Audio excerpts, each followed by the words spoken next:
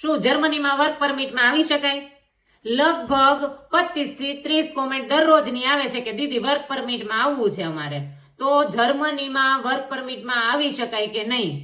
કેમ કે ઘણા બધાના એવા મને કોલ આવે છે કે દીદી અમે એજન્ટ રાખ્યા છે, અમને વર્ક પરમિટમાં ત્યાં મોકલે છે, અમને ઓસ્ટ્રિયા મોકલવાના છે, જર્મની મોકલવાના છે, 1.5 લાખ રૂપિયા ભર્યા છે, અમારે ટોટલ 7 લાખ આપવાના છે, કોઈ એજન્ટને 8 લાખ આપવાના છે, અમને ઓફર લેટર આપશે, ત્યાં ખાવા પીવાનું રહેવાનું બધું આપે છે. અને અથવા તો એવી બધી કોમેન્ટ આવે છે કે દીદી અમારે વર્ક પરમિટમાં આવવું છે ત્યાં.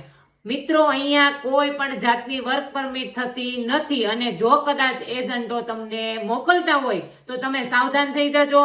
અને 2-3 વાર હું કહું ઓફર લેટર આવે પછી તમે પૈસા પે કરજો. ઘણા બધા એવા છે કે પૈસા પે 8 લાખ પૂરા કરી દે છે, 7 લાખ પૂરા કરી દે છે અને એજન્ટો કઈ જવાબ નથી આપતા. તો અહીંયા કોઈ જાતના વર્ક પરમિટ થતા નથી.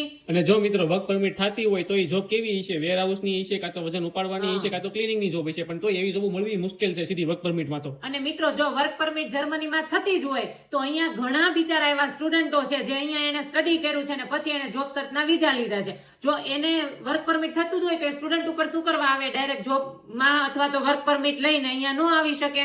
હવે અહીંયા ઘણા બધા એવા સ્ટુડન્ટ છે બિચારા જોબ ગોતે છે અથવા તો મતલબ સ્ટડી કરે છે એમ, તો એ લોકો બી ડાયરેક્ટ આવી શકે અહીંયા એને આવવું હોય તો કેમ અહીંયા સ્ટડી ઉપર આવે છે? એટલે મિત્રો, તમે જો કોઈ એજન્ટ તમને અહીંયા મોકલતા હોય તો સાવધાન થઈ જજો. અને મિત્રો, હું બધાને પર્સનલી આન્સર આપવા બેસું તો મારે ખાસો ટાઈમ લાગે અને જો મારે 1 થી 2 દિવસ પણ આન્સર આપવામાં લેટ થાય છે ને તો લોકો રાડો નાખે છે અને ગુસ્સો કરે છે કે ભાઈ તમે અમને આન્સર નથી આપતા તો વિડીયો શું કામ બનાવો છો?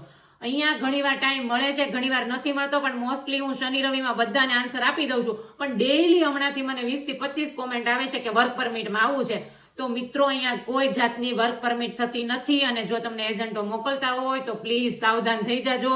અને આ વિડીયો ખાસ તમે જરૂરથી જોઈ લેજો, કેમ કે તમે વિદેશ આવતા હોય તો બધા લોકો તમને અહીંયા સલાહ નહીં આપે આવી. અને એક વાત એ છે કે તમારો જો એજન્ટોએ મોકલા છે બરોબર, એજન્ટનું કામ બી સારું છે, બધું રેડી છે, ઓફર લેટર બી આવી ગયો, તો તમે કોઈ જર્મનીમાં રહેતું હોય અથવા તો વિદેશમાં કોઈ પણ કન્ટ્રીમાં રહેતા હોય તો 1 થી 2 વાર તમારું ઓફર લેટર આવ્યો છે, કોન્ટ્રાક્ટ જો આવ્યો છે, તમે ડાયરેક્ટ સાઇન ના કરતા 2-3 જણાને બતાવજો કઈ જોબ છે, શું છે, બધું સર્ચ કરીને આવજો અહીંયા. એટલે મિત્રો, તમે સાવધાન થઈ જજો. અને કોઈ જાતની વર્ક પરમિટ અહીંયા થતી નથી. જો વર્ક પરમિટ થતી હોત તો મારે બધાને અહીંયા લાવવાતા. એટલે છે ને કોઈ જાતની વર્ક પરમિટ નથી થતી મિત્રો. એટલે છે ને તમે કોમેન્ટ કરજો તમ તારે, હું ના નથી પાડતી, પણ થોડો મારું લેટ રિપ્લાય આવે તો તમે બી થોડું એડજસ્ટ કરી લેજો. વિડીયો ગમ્યો હોય તો લાઈક કરજો, શેર કરજો અને કોમેન્ટ કરવાનું ભૂલતા નહીં. મળીએ નેક્સ્ટ વિડીયોમાં.